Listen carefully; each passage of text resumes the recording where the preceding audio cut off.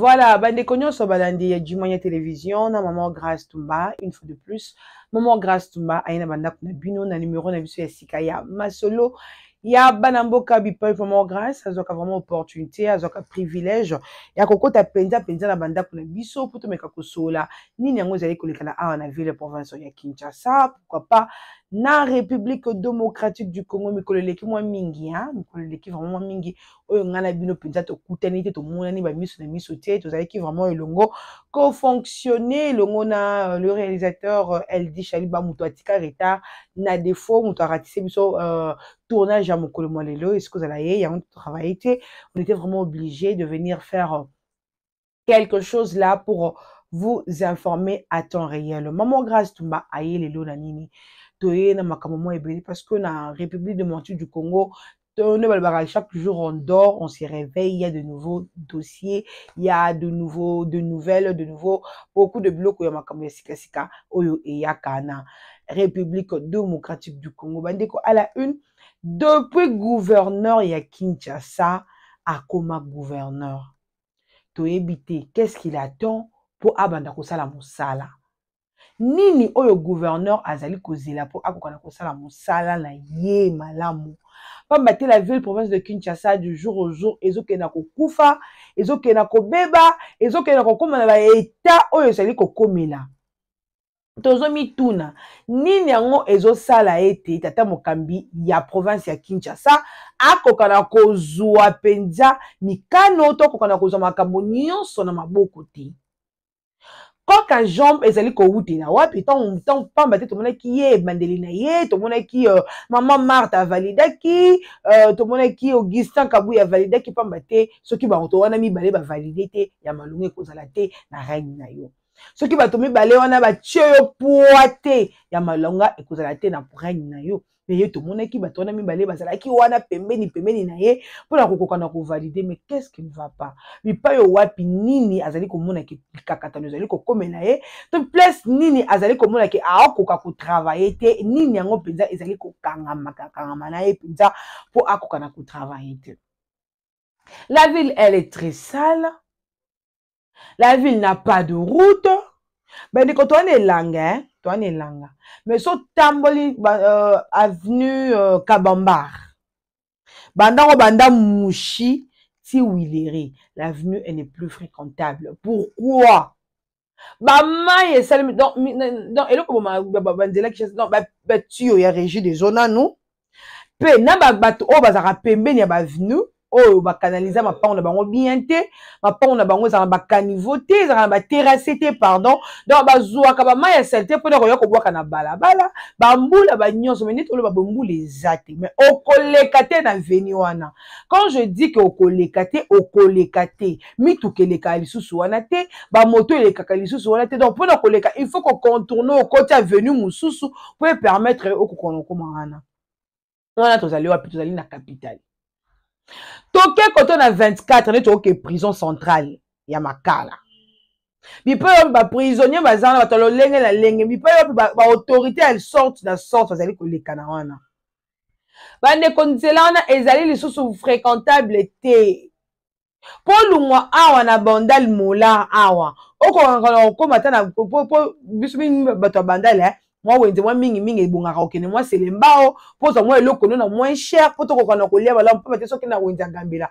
babenga ko wenze ba boss OK wenze baluba wenze ba boss OK wenze sinki n'en parlons même pas mais biso maman tout temps na 5 10 20 o sa nini okene nzela ya wenze selembao na wenze selembao koso ta moi fufu na yo moi bikedi oyo olambi mais okokene nzela nini ata na moto nzela ezali te ata na motuka nzela ezali te donc place toki strajo muto akoki kosala ata 5 ou bien 10 minutes et koki kozala 30 voire même 1 heure du temps mpona okomona pourquoi banzela esikozala te tolungwa na banzela wana oyo natangi mibale wana toye awa na horoscope bandeko banzela eza te mais nini oyo tozali komona du jour au jour bazali toujours koyela biso balongue bar to longe bar tomona balonge bar tomona makambo kilikili ezali kobima air nyonso bandeko ou alors nous na mboka o bambongo wana nyonso wana ekindaka wapi on dirait baburuku mestre on dirait basala pe mosala te na ba conseiller municipal ku jona bazo silika kuna ke non bango mona bango salaire ezo bimate na mboka na biso Kongo mutu nyonso azalaka na kapo na mbongo mutu nyonso donc côté kopa mbongo ezali bandeko au moins ta papa ya 50 ans 80 ans to komona ba ko filmer le ko ba filmer ki ba sénateur le ko to ba filmer ki bureau ba sénateur likolo mbongo pe bato ba filmer bango ba mtema malamu hein ta muso za ba caissier ta muso za ba protocole ta muso za ba nani bazala ka wana bazalaka wana mpe na Congo oyo eloba nango ata nani mwana mboka Nico Faye alobi ke noko yiba na Congo ekomi lokola Champion League bazoyiba lokola na compétition donc lokola Kinganda yibaki basala eloko te nga mpe na koyiba lokola Kinganda azwaki basala eloko te bakozwa taso bafilme na bango ngai baosala nga nini na kozwa mbongo na kovanda kimia. C'est ça ce qu'on vit en République démocratique du Congo. Ne yango nde tozali ko vivre, ne yango nde tolala rappel tolamuka nango chaque jour. Moboko ya likamonde yango wana. Quel est le rôle du gouverneur de la province de Kinshasa? Le on tu autant article moko boye ba nommé de konabiso Israël il y a 7 sur 7 à comme directeur à cabinet. Oui, vas-y, bravo et félicitations aussi chers confrères. Bravo. C'est ce qu'on attendait. Qui ça le banda? Qui ça l'on banda mon colonie? Bozo zela soto comme otika na ine ya manda ici là. Le comme ko le biso ba projet belé le quoi bo peto ya Gentili Ngobila. Oh Gentili Ngobila alungwe gouverneur ba palier poubelle. Va pogner poubelle en week-end wapi.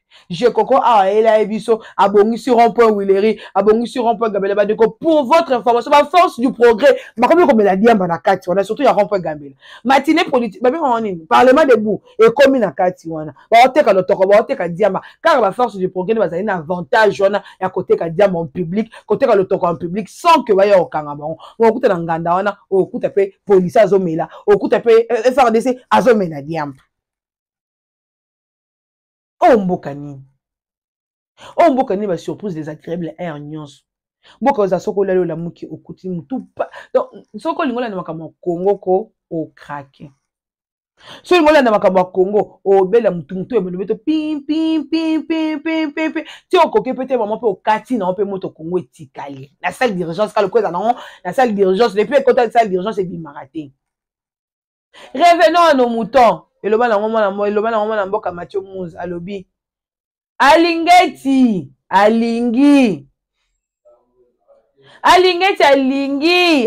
nini alingi pe kanto kubianza bandeko yende koba to yenda zonga le sheki na batu nyonso babandaki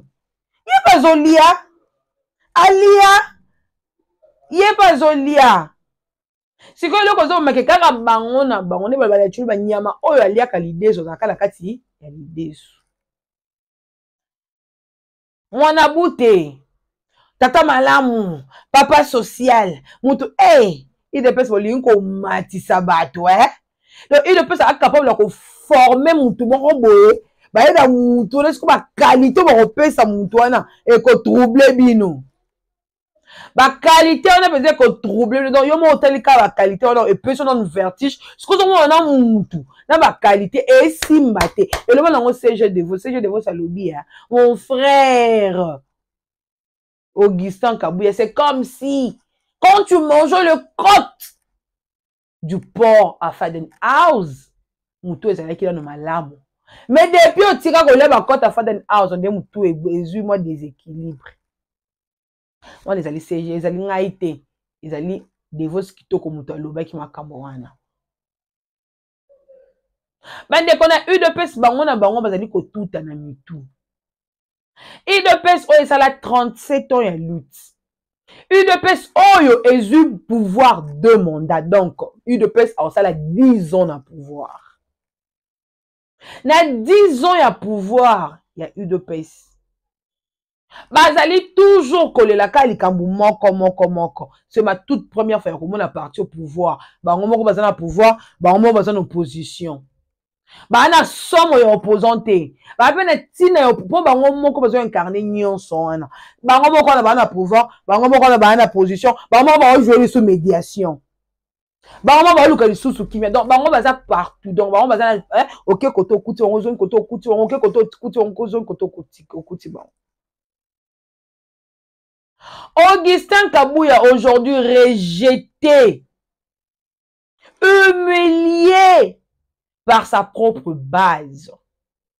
Et pas ya batu o ba monaki Augustin Kabouya ke yende penza mwana na pate o awutaki lola oyo nzamba pesa ki biso. Lelo yo base eboyi Augustin Kabouya. Lelo yo base ebambi Augustin Kabouya mabanga pona koloba ete ça n'est de trop. Ça n'est de trop pourquoi? On dirait kaka bato moko, on dirait clan moko kaya bato bazali ko bénéficier. On dirait même chose bazali ko bénéficier. Bande ko ti lelo il y a des gens au bazala toujours sous le bambou hein. Sous le manguier pour on peut ça information le kuta.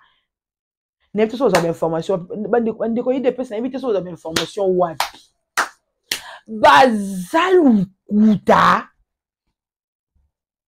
Bazalu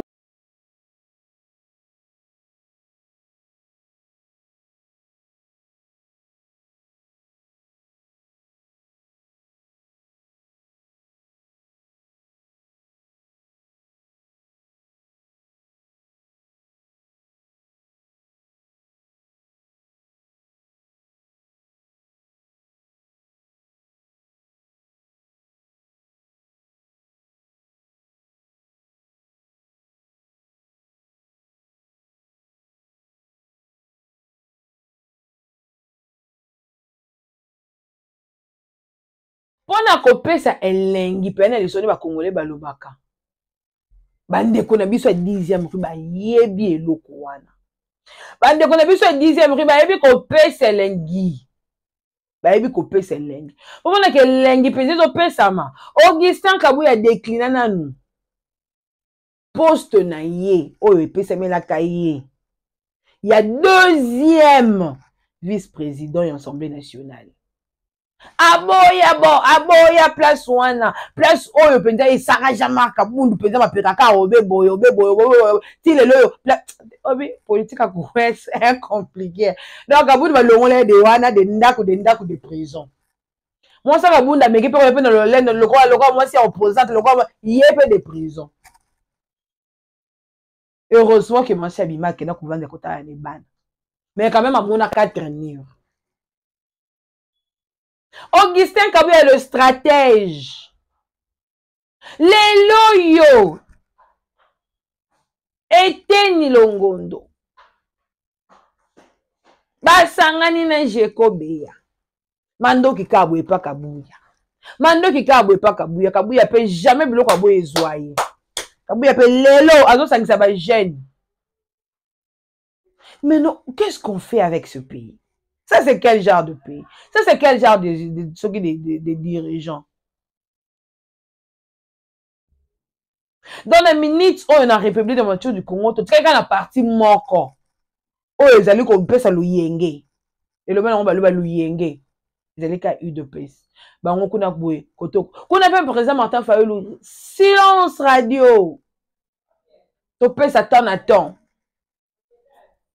Tu peux s'attendre à temps. Avant de boire, la cama comme la mus. Ah, comme moi, le sol, on est ma bé. Allez, raconter la moi, ma porte, ma côte, des ports. Oh, ils ont un Faden House, ma bé. Non, sérieux, bon, t'as Congolais, yo, quel lengi, non, yo, peut passer, yo, douleur. Ya koyoka, auto, zali koyoka. Ton zong, à la dossier, agit la ligne. Babi, bon, elle était à goût, mon coq. Mon était ezagou j'ai la lingité alingi ah tonton Gilles papa Gilles balobi ke IGF ye moko nanu tala dossier il est aussi corrompu miyibi na lingala ye moko nanu balobi ke banquete ne esukaka na TV kaka na TV mais solandi na kati alingi na ye deja alingi loboko déjà na libenga ya l'État. Mais vous êtes méchants, mais vous êtes sans cœur. Tango bino nyonso ozali kozwa misolo nyonso ya l'État. Bongo biso petit peuple. Toko vivre ndenge nini? 10 dollars est commis 30 000 francs prix d'achat. Prix de change c'est 29 000 francs. On se paye 30 000 on a maboko bandeko sana ngwa te loko moko te. Oko sana ngwa te loko moko te. Mais bino oyo peut-être peuple congolais ko pesa bino confiance que non bino peut-être bo memaye bisika bo sepela ko memaye bo ko pesa ekimia. Mais boko ko pesa ekimia te pona nini? Bandeko to tu komona vidéo moko tambola ki awa. Papa un capitaine ya FARDC malade. Atindi mwana na yake kozula ye mbongo na ye ya salaire na banque. Ba banquier. Bato ya o basaka na guichet, o ba ba talon na ba veste. Ba boyi ko pesa garçon na mbongo babeki papa ya. Papa malade s'il vous plaît, papa ya papa kufi na kati ya banque. Sans que ba benga écoute pesa mo mukie na yona. Pona nini po mbongo mo peleka na retard. Mbongo ngo zana malunga telekaka na retard. Ba ne ko soki komi kaka le 5. Meta tona ba banque Kinshasa soko chata zolo boy. Soko chata me kata ko tambola soko okoka. Tala ba fonctionnaire soko tuna siko ya ba mbongo ba yeko ba ndeko ngana mona mama moko yeko 16 000 francs. 16 000 francs. Ba ancien combattant 16 000 francs. 16 000 francs c'est 5 dollars. Ne maman na yeko tila tala mulo ba ndeko tala mulongo hein. Honte à vous, le dirigeant. Honte à vous, le dirigeant de mon pays. Bon, ça la Sony. Bon, peut ça passi. Nambo cannabis. Puis, donc, nous on peut non comprendre, hein, ministre de la justice et gardien des sceaux. Non, comprendre, peut-être. Même si on comprendre, ah, voilà, qui est bon, quand on va ça, basu kebele. Bah, moi, je suis kebele, qui est bakangi. Moi, tu sais, moi, quand on a souki, n'a pas on va la elle dit que tu n'en parles même pas. Ce qu'on a rappelé tout le monde, parce que l'autorité, moi, je suis souki bile. Voilà, beaucoup kanga, to beaucoup monde qui est exception kozala. Constant Moutamba, son excellence, le ministre. Nena omone na makambo ko, Constant Moutamba basoka na osimbi se touche. Pour niveau hier, hein, moni bendeko, moni mutu boyeka na ba vuya moko boy. Non. Puis biloko onyu so sala pe to mona peso e comme on peut na suka te. Nepti match monde bon de comme na suka. Déjà comme na suka. Non mona ngamo te comme na suka. Azaka asimba atika. Pour ngapona ndima ke nyonso azo sala les comme na suka. Fallait pas Nicolas Kasa dia voyager. Il fallait pas. Parce que Nicolas Kazadi azali star wa ebani ti et pas moi na nga 6 ans. So Tony Mimi, oui maman. Qui a détourné l'argent de lampadaire et de fourrage? Oui, ça yo. Maman c'est Nicolas Kazadi wa fourrage. Ba lampadaire bande ko jour wana nga lunga ki epa na ngai na koma ki na lemba. To benga ko sa raccourci ya nzela o ekenda o ya côté ya côté na nini mon kilomètre nini. Côté ya makala. Asali nzela moko place wana o ekende ti na super. Bande ko ezamo lili. Ba manga lampadaire et wapi Nicolas Kazadi ko se faire traiter non. C'est quand Nicolas Kazadi sala ki ngo il était associé. Na compagnie nini Mathieu. Compagnie on va sala ki association na Nicolas Kazadi rolia mo ba lampadaire. Nani? Mais il veut c'est comme un mec qui va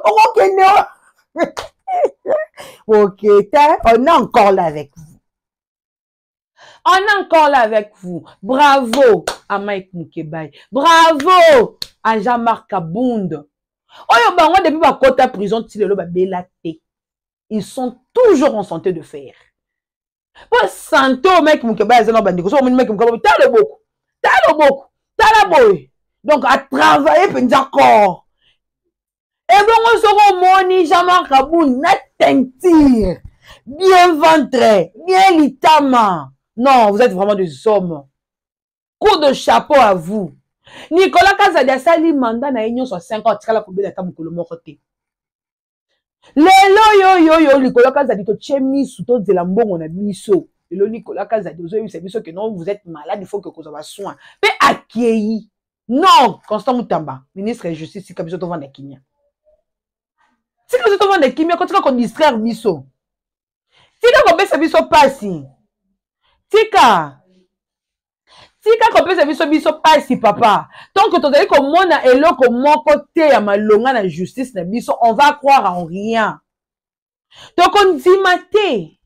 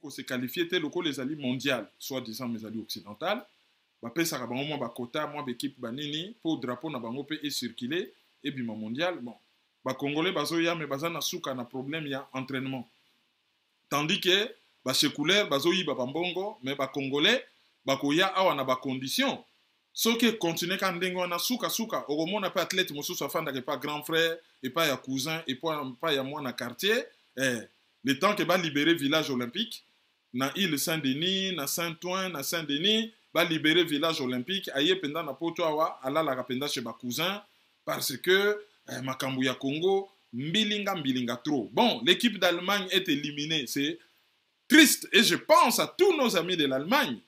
Oyo, bah, Leland Dembo, tu as même un jeune Congolais très promoteur, na ye bagate que yena tata ne ba botama le même jour, le 26 juin, le 26 juin des années différentes. Bon, et ça là qu'à Alain Mountoumosi, hein, Alain Mountoumosi, il est azali na Cologne, il est na mwana na ye Stony Mountoumosi, babotama le 26 juin. Papa allait la foot, abeta kapé foot, matala kamingi na télé, tandis que mwana, Stony abeta ndembo na ndenga mukete po Congo ezali un des pays le mieux représenté na terrain.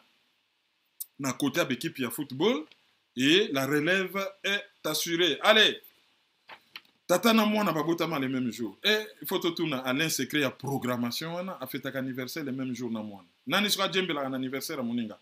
C'est Alain Moutumo qui a djembela un anniversaire à Stomy ou Stomy mutawa a djembela ka na anniversaire ya tata. Nani Stony. Nani a djembela un anniversaire à tata. Bon. Na Afrique de l'Ouest, AES va concrétiser projet na bango ya kosala une confédération d'États, c'est-à-dire ba pays indépendants va se mettre ensemble pour na ba koma loko la pays moko. Mutuna mutasali autonome ya komene vie na ye, mais ezana ba sujet ebele ba mettre en ensemble, ba confédérer yango. Par exemple, la politique étrangère, la politique ya défense et puis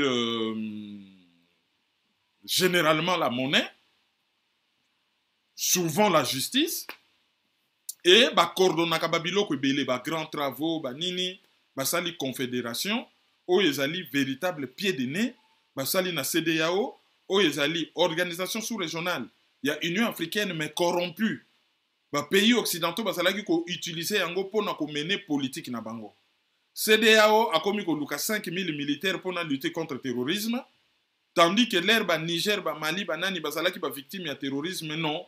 Et tango bango ba s'affranchir, CDA a joué bango ba embargo, oyo, ti lelo Benin, a longoli embargo Niger, a boya lobito tika la kan embargo. O luka ki embargo, balobi na bino, bo kanga biso kachi bo bandeko, yopo kangi biso kachi. Mais shishango, Benin a komo lela.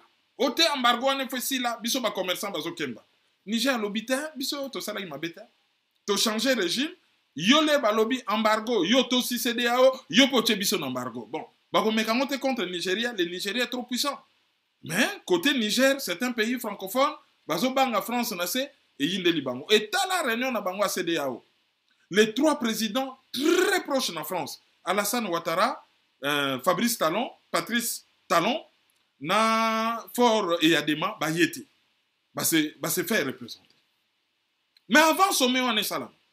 Un petit pays local la Niger, bah salini. Bah s'émanciper. Bobo sanate. Conférence de Berlin, c'était la conférence sur le bassin du fleuve Niger et Congo tenue à Berlin en 1881. Bassin à fleuve Niger. Qu'est-ce que le Niger a fait? À Bengani, France, ambassadeur à Boyko Kendale, Bantouré, et embargo, à Komolia, Baration et armée, Ti, Sonia, Akimi, ambassadeur à Kei. Donc, Bengani, ambassadeur, il y a France. Rompre la relation diplomatique na France. Mais on ne veut plus de cet ambassadeur. Signer les pays les plus puissants du monde, les États-Unis. Kangi base américaine. Après Mbalamoko, une société Oyo et Piyambo Kanabango, Areva, Oyo et Chanja Kombo. Botoli Bango, mine ya Imuraren, la plus grosse mine ya uranium na monde. Balobai na bango so bo exploitango te, bo changwana bisuta na besoin bongo, allez, oust, bengani bango. Canadien balingi baninga na boye mine mususu na bosani kutu kombo nango bengani Canadien le basisi ko bengana Canadien allemand baza na base moko aérienne o biso tozo continuer ko exploiter base tokotongela bino hôpital militaire mais à condition que bo bengana ba russe lobi pe babisi allemand le bokanga bisakale na hôpital na bino bonga botonga le house libanda bengani français bengani américain bengani Canadien bengani allemand. Mais biso kaka Rwanda ya pamba bokanga frontière non. Soko lobby pona nini Félix Tshisekedi toza na guerre na Rwanda.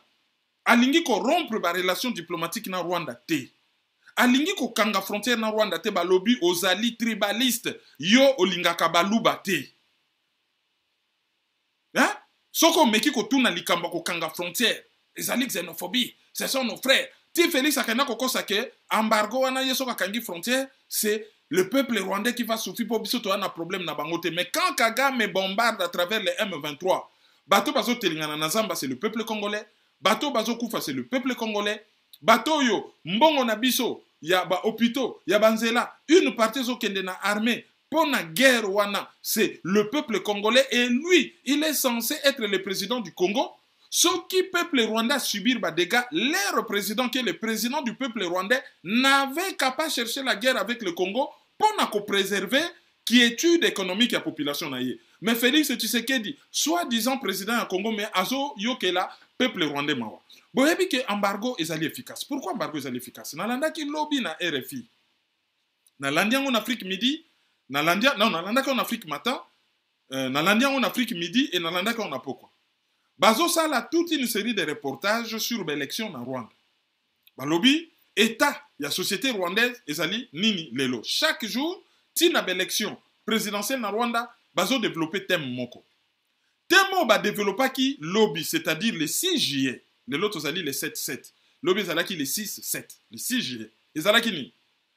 Situation ya Rwanda par rapport na guerre na Congo.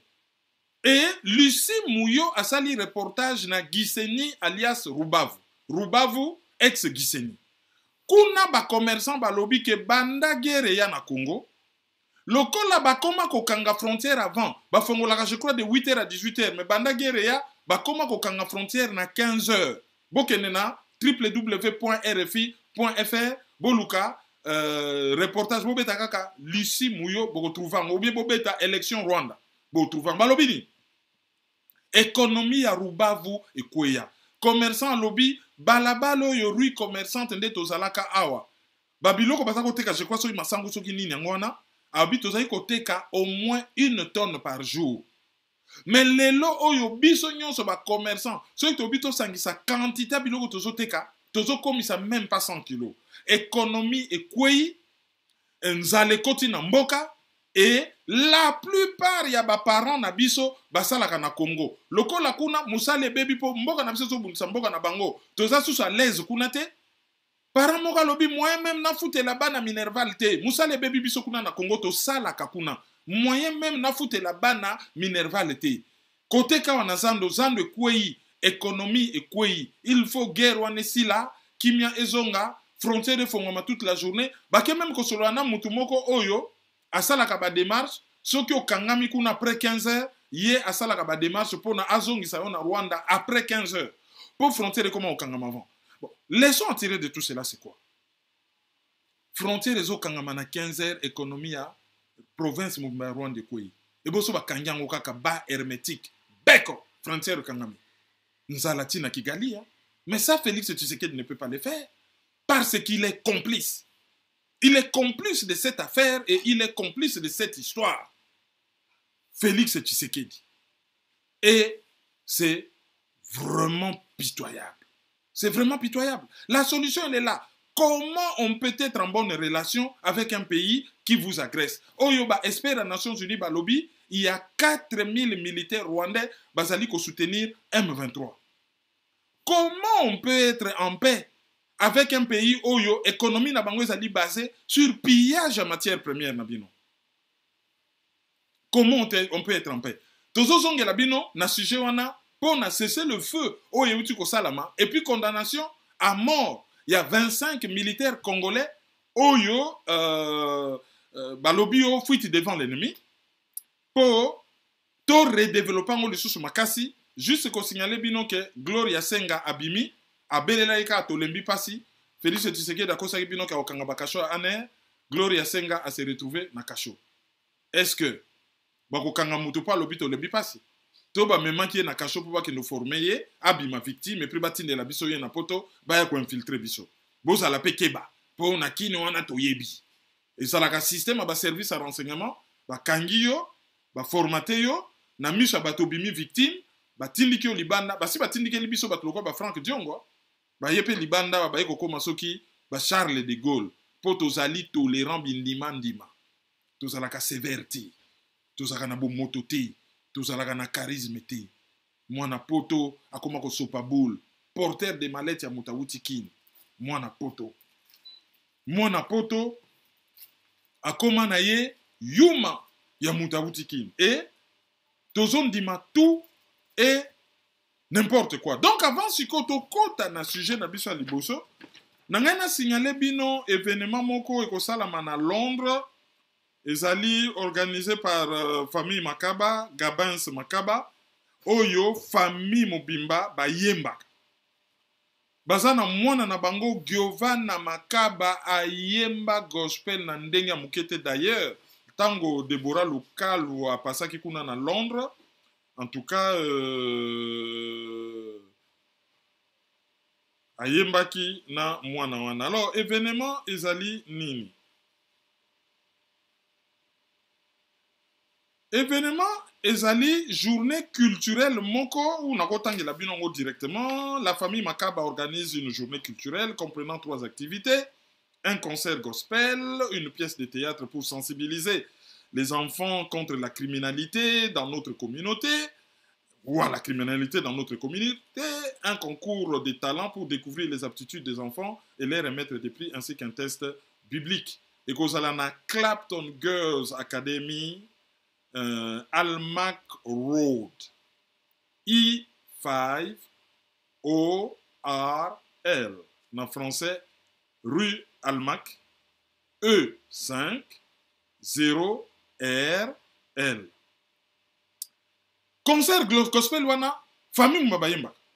Mwana asa yebana betaka ba concert na minene na Londres. Papa na ya kozala wana tantôt synthé, tantôt guitare, maman na ya koyemba, bandeko ne ba koyemba, ba cousin na ye ba ko uta ba Espagne, bango tu ba betaka gospel donc concert kozala kafu ndenge bomona kina Deborah Lukalu. Ensuite na Londres ekoma kaka système ya mwana za libanda yo motema likolo est-ce que ça na bagang te est-ce que bakocha yembeli te biso na France mwana za libanda na vélo azo sakana bon oza un peu moins tranquille mais kuna kaka est-ce que na koyoka te ba policier ba benginga ba che mwana mbeli alors basali pièce à théâtre moko écrite par des spécialistes. Il y a makambo ba criminalité, makambo etali, monde carcéral, pour sensibiliser bana. C'est tellement bien écrit par des spécialistes que c'est important, bana baya, ba assister et ba yeba ba danger. Ndenge nini bandaka, comment se comporter, hein, soki kawana ya ba bande, bazo traîner vers violence ya bambeli, ndenge nini okoki kosala. Après, concours ya ba talent, ezali bana bakoya na ba talent na bango. Talent ya acteur, talent ya musique, talent ya théâtre, talent mususu, talent ya peinture, talent ya dessin. Bako détecter ba talent, bako pesa bango prix pour na ko encourager bango. C'est dans ce genre de concours que des fois les enfants se découvrent. Pona bakende liboso. Et puis, ba valeur chrétienne, on a poto ezali importante. Pona mwana akende ko waya waya te, oh mwana kotaki boy, oh mwana komi ko sambela boy, oh mwana leki na kop boy. Oh, mwana akomi ndenge. Ah, mwana akomi ko sepela na cop boy. Alors, comment on les aide? Il y a Kozala un peu solide. Je crois que, pour le moment, dans un pays occidental, ma valeur biblique, ma Kozala bango un peu, test, il y a Bible, Bazali, Kosenga Nabino, Bo Zoa rendez-vous. Ezali le 3 août 2024. Il se pourrait que je sois là. Il se pourrait que je sois là. Donc, Makabas Family, hein? Événement Komonango Ebenezer 2. Concert Wana Komonango Ebenezer 2. Clapton Girls Academy, Almac Road, I5ORL. Wana bo retenir yango, hein, événement oyo et zali ko salama na Londres. Na ngina recommander les bino application pour na otinda mbongo sans frais na République démocratique du Congo. Ezali Sendwave application oyo mbongo kolongwa na téléphone portable et qui ipe na téléphone portable ya correspondant na yo na portefeuille mobile na ye. Soka zali mutu ya Vodacom et kozala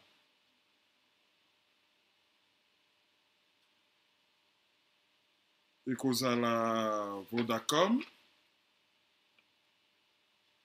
soki azali moto ya Orange Money ekozala Orange, soki azali moto ya Airtel Money ekozala Airtel.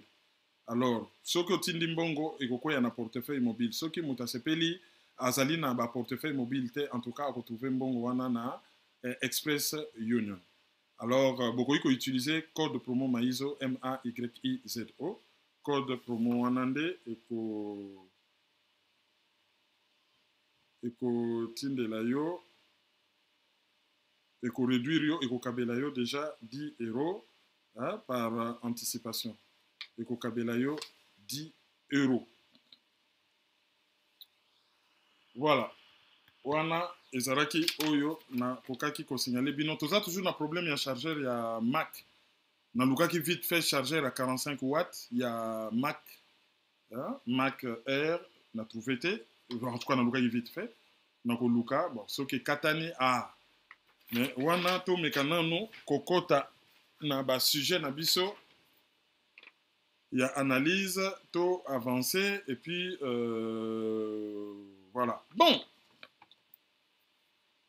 Guerre continue na Est. L'armée qui montait en puissance et baninano ko perdre ba vie. Oh bango basomba ki ba drone. Oh bango basomba ki Sukhoi. Oh bango ba recruter. Oh bango guerre banda depuis soki 28 ans ezali faute ya Félix te ya zali Innocent Mowei.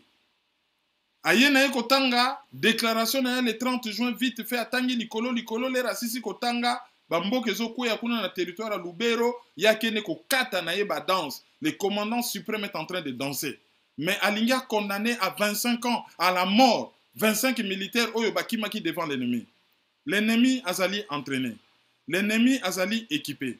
L'ennemi azali motivé. L'ennemi azali déterminé. Na face yo ozali nzala. Yo ozali impayé.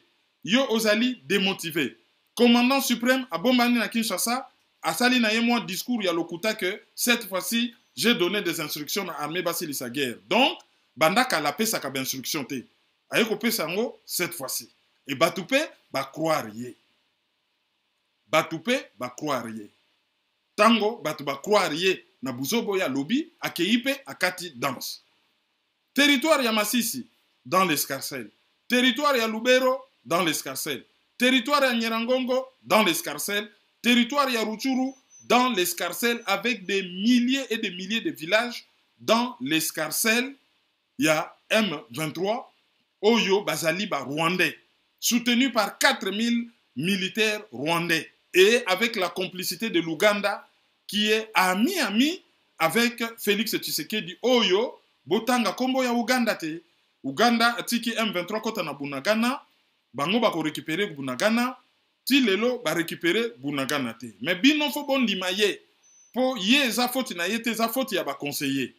Et que yo Kerwin, yo Tchakatembe, yo lobaka ke ye azali febele, mais ya sakangi mwanga chuchu. Siko yo ndimaye, ya sakangi mwanga chuchu, c'est lui qui finançait tout là-bas. Ye azali pire mutakagame, ye kutu azali après Kagame za ye kutu ba l'arme so Kagame utake pa na ye loko asa kangi mwanga chuchu biso to gagner guerre, yo siko ndima, ya kangi mwanga chuchu, yo komoni yuko ndima yete. Omoni ezali haine contre Baluba po ya sa kangi mwanga chuchu, donc mwanga chuchu azala ki responsable makambutu, au moins nde makambu ko changer, Félix Tshisekedi de sa kangi mwanga chuchu. Et l'armée montait en puissance. L'armée qui montait en puissance avançait en reculant. Et Mbalamoko, États-Unis, a décrété trêve humanitaire. Gouvernement congolais se peli, oui, tondimi trêve. Ah, yo mutu na bagarre, ozo gagné. Lepso to akaba petit. Soki makofi et l'équipe moto, ozo espoir ba kolongo. Muto yo azo gagné lingi ba longola te a beta muto. Mais muto bazo beta, soka moni bat bazo longola te mona komo crier. Bolongola, sino te na ko boma epamba. Boyo kela ema wa bolongola, nzoka ndete, yo nem tozo zika na makofi. Mais Congo siko ya komo sepela. Et yoka le tristement célèbre Patrick Mouyaya. Alobi to sepeli na cesser le feu wana, mais toko sala vigilant pour tobi bacha Rwanda na cadre cesser le feu bango bako profiter et après baya ko surprendre biso. Non, bino ezali kamba cesser le feu te. Bino rôle na bino ezali ya ko défendre intégrité territoriale na indépendance politique ya mboka. C'est ça votre rôle. C'est ça votre rôle. Bozali na rôle mususu te. Bokomi ko sepela na cesser le feu. Oyo bino bo obtenir te, les États-Unis ba obtenir cesser le feu. Même ça bino analyse mon na lobby États-Unis bazali ko équiper Israël. Gouvernement ya extrême droite ya Israël bazali na ko mener guerre na bande ya Gaza. Oyo ezo sala ba dégâts mingi côté ya ba civils palestiniens innocents qui n'ont rien à voir avec les Hamas. Donc yemoko soutien à Israël, yemoko apesi 400 millions de dollars côté ya ba ONG pour na ba soutenir population palestinienne. Donc il joue sur les deux tableaux comme un marionnettiste, azali derrière Israël, azali derrière ba Palestiniens. Yé azotou mo la Russie, mais yé afandi derrière Ukraine, asa yelakaye guerre par procuration, et c'est l'Ukraine qui s'est fait frapper. Les États-Unis bazali principaux soutiens, parce que c'est toujours au pluriel, principaux soutiens. Il y a Paul Kagame, mais bakosi ba Congolais que tozali ba partenaire privilégié na bango. Il souffle le chaud et le froid. Au lieu de condamner Rwanda, conformément à droit international, l'agresseur doit être condamné comme on condamne la Russie qui a été agresseur. Bango bazo ménager Rwanda et va obtenir un simple cessez-le-feu. Même pas pour la guerre ici là, à titre humanitaire. Parce que na ère cessez-le-feu wana, Bango soi-disant va aider la population congolaise. Mais les Congolais n'ont pas besoin va aider Bango. Les Congolais ont besoin de la paix pour pas continuer à exploiter bilanga na Bango. Ils ont besoin de la paix pour ne pas continuer comme ça la commerce artisanal ya coltan na Bango. Ils ont besoin de la paix pour ne pas ça la pêche na Bango, na ba rivière, na ba lac, ti na fleuve na biso. Ils ont besoin de la paix pour ne pas ça la commerce na Bango. Ils n'ont pas besoin d'un cessez-le-feu humanitaire de la part ya ba pyromane pour ne pas aider Bango. Alors gouvernement congolais, pourquoi Azo Sepela n'a cessé le feu wana? C'est un mauvais signe. bato wana so basengi cesser le feu, c'est-à-dire que basali étape moko, l'air bakomi na suka étape wana, il faut bafandisa makambo. Oka basengi nanu moi cesser le feu. Félix Tshisekedi andimi, bafandisi ba makambo, ba région nyonso bango ba conquérir, ba consolider yango. Après sikoyo, Goma eza nango na sima basi ba afame yango ikokoya nango wana eza nango lilale sekoyi. Bazo viser Kisangani. Yango na faut basala neti moi trêve parce que en face il y a rien. Bango bazali ONU à lobby bazali 4000. Bobengani MONUSCO. Il n'y a plus de témoins.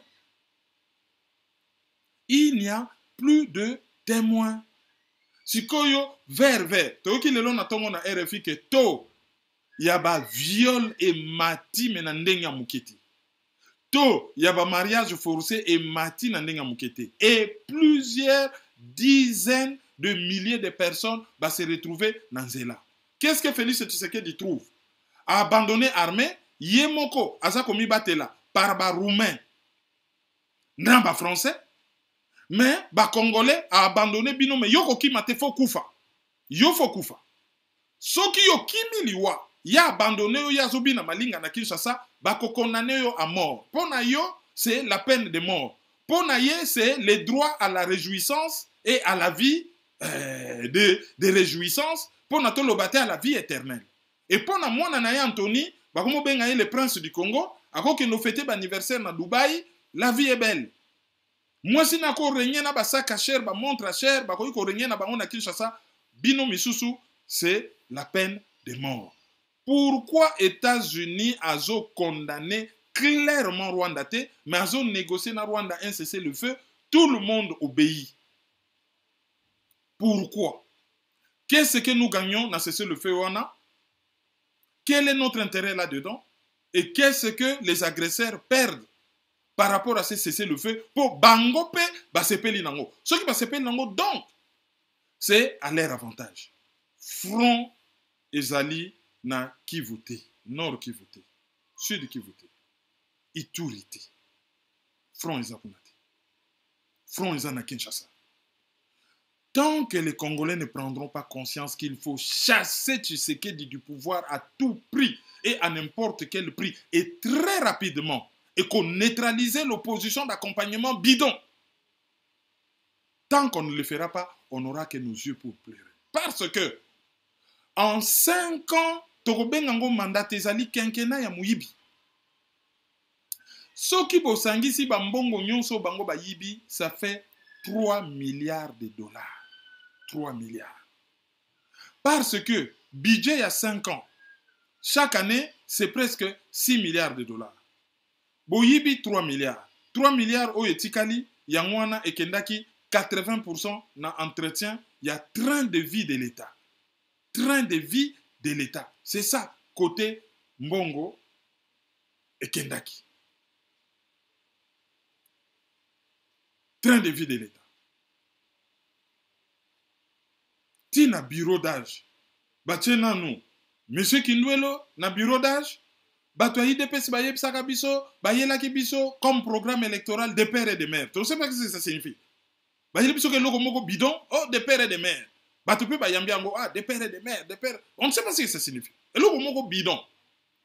Toko tasiko na logique na bango. Kindwelo wana azali de père et de mère, to azali d'origine angolaise. To la logique à IDPS. Parce que moi, ce tolobi total, à moins que bon, la loi change. Ils ont un bateau, yo, botama na Congo, kola na Congo, oyo, tous ont un problème na bangote, ils peuvent aimer le Congo autant que les Congolais et travailler pour le Congo. Front National na France à lobby awa, na ba poste sensible ya mboka, ba ko écarter ba paya. Na mona ka on a débat, que c'est au jus pouvoir. Donc, voter loi mokozana ba poste sensible au mopaya. Jamais qu'on pousse à nation ali français de sous-jeté au sein na poste onate. Et en Allemagne, il y a une loi non écrite. Et ça n'a pas mis ça là moko une administration au mopaya ko salate. Kindwe Lo, un de grands banquiers à Congo, est-ce que azali d'origine congolaise. Sikoyo yena munkamba ba komi funda. Oh il y a détourné. Oh ba détourné mbongo. Bon, Inspection générale des finances va saisir Yakosala Nini. Est-ce que la justice derrière suivra? tozali na théâtre de vaudeville eloko moko ya malonga ekobima wana te. Et sur ces entrefaites, toboyoka lisolo que ONU a reconduire embargo sur les armes oyo batiaka Congo depuis 2004. Congo abelelaki yo diplomatie agissante, babelelaki l'armée monte en puissance, tomoni ke ezalaki armée ya mbwa eloko ya malonga eza te. Babeleli balobi diplomatie agissante, nsoka nde ezalaki diplomatie mpelele mitelengano, kovoyage na avion, kokende kolia bilialia eloko moko ezalaki te. Diplomatie wana eza diplomatie ya mawa ya soni. ONU a reconduire embargo à l'unanimité, y compris la Russie et la Chine, ba pays tout membre du Conseil de sécurité, va reconduire embargo. Pourquoi va reconduire embargo? Mission permanente de la République démocratique du Congo na ONU va pesi explication moko tellement bidon que bateau yo ba comme manquer biso respect et ba banga biso souti. Nako tangela bino sekina. Boyoka mise au point wana, boyoka ndenge bateau yo bakomo tia biso penda mosapi, batio pa mosapi na liso pe loba amen, yo po lobi oui amen. Mission permanente de la République démocratique du Congo auprès des Nations Unies, mise au point sur la reconduction du régime de sanctions contre la République démocratique du Congo. Selon une certaine opinion largement relayée sur la toile, le Conseil de sécurité des Nations Unies n'aurait pas dû reconduire son régime de sanctions contre la République démocratique du Congo au motif que l'obligation de notification qui pesait sur la RDC avait été levée en 2022. Balobi selon au bango baso yoka na ba réseaux sociaux, balobi te ONU il ne fallait pas reconduire le régime de sanctions oyo ba lembisaki mo muke na 2022. À ce propos, la mission permanente de la République démocratique du Congo auprès des Nations Unies tient à préciser à l'intention de l'opinion tant nationale qu'internationale que pareille interprétation relève d'une confusion qui frise la non-maîtrise de la pratique du Conseil de sécurité en la matière, du modus operandi du régime de sanctions du Conseil de sécurité et de l'embargo, ainsi à cet effet. Namokuse, bato baso koma makamona na internet ba yebite ndenge nini ONU fonctionnaka, bazali na mulili. Bon. Mais bango bato bazali na lumière. Ba yiko koma buzo ba o ezo la kisake, na bato bazali na ba réseaux sociaux, na bango ba soi-disant diplomate ti légelu ya soni o Félix Tshisekedi atina na Nations Unies, vraiment bato bango baso seka na internet wana baleki bango. Il ne pouvait pas en être autrement car l'exercice relève de la routine à laquelle le Conseil se livre chaque année depuis le 12 mars 2004, date à laquelle ses membres ont adopté la résolution 1533-2004, par laquelle ils ont réaffirmé leurs préoccupations devant la présence des groupes armés et des milliers et des milices dans l'est de la République démocratique du Congo, en particulier dans le nord et le sud du Kivu et en Ituri, qui perpétuent un climat d'insécurité dans l'ensemble de la région. Balobi eza nango routine depuis 2004 bachaka na bango embargo po bango bazalaki ko s'inquiéter na présence à ba groupe armé na ba milice na nord Kivu, sud Kivu, Ituri et tout ça. Bon. Wana alobi na nous rien. Bazo continuer ka kokoma busoba. Le Conseil de sécurité le fait et le fera toujours pour des raisons évidentes et aussi longtemps que les groupes armés actifs sur le territoire congolais seront illicitement alimentés en armes par des réseaux mafieux. Ne pas les faire aurait été suicidaire pour le pays, car cela priverait au Conseil de sécurité et à la RDC les bénéfices de connaître les exactions commises à l'est du pays par les groupes armés et les armées étrangères, de contrôler et de surveiller les flux d'armes au profit des groupes armés et de proposer les sanctions contre les récalcitrants. Ce qui est armé à Salakangote, et que ça l'on dirait Babomi Congo, parce que ONU, pardon, parce que ça permet na ONU, bazala na mwa kude baye bani nezo leka minduke utaka wapi ekotaka wapi ba minduke zali ko alimenter ba milice na ba groupe armé. En conclusion, la levée de l'obligation de notification d'achat d'armes qui pesait sur la RDC ne met pas fin au régime de sanctions contre la RDC car le comité va continuer à surveiller l'embargo contre toutes les personnes et entités non gouvernementales menant des activités sur le territoire de la République démocratique du Congo. De même, le groupe d'experts chargé d'assister le comité des sanctions des Nations Unies, du Conseil de sécurité, pardon, va poursuivre sa mission d'enquêter et de dénoncer les exactions commises à l'est du pays par les groupes armés et les pays qui nous agressent. C'est pour cette raison que le Conseil de sécurité a renouvelé les régimes de sanctions respectivement le 27 juin 2023, résolution 2688, et le 1er juillet 2024, résolution 2738, et va les renouveler encore le 1er juillet 2025 sans porter atteinte à l'application des mesures d'allègement concernant la levée de l'obligation de notification décrétée le 20 décembre 2022. Enfin, bref, les diplomates congolais bazali content dans les camps de Salam. Namukuse balobini. ONU a sali bien, embargo anafo etikala, pona ko surveiller Minduki, oyo ezali ko circuler na est, oyo ba particulier na ba groupe armé na. Merci mingi na tombo disposaki à kolanda maman Grâce Tumba sur Jimane Télévision de la senga bino pour continuer à s'abonner, à aimer, pourquoi pas partager ben émission d'émission. Maman Grâce Tumba toujours là pour vous informer à temps réel. Je dis vraiment un grand merci. L'assistance, il y a votre union sur l'assistant à mon collègue na plateau. Je dis un grand merci à toi Migra Kaninda, pourquoi pas aussi à Altesse Dibangu, pourquoi pas à Mathieu Mouz, l'homme dont la politique est en train de lui réclamer, pourquoi pas aussi à LD Chaliba Moutatika Retard na défaut ti mon enlèvement en risque dans la rétable tout ok là mais il faut que tu enlèvement ça les maquiller et là Maman Grâce Tumba je vous aime tellement.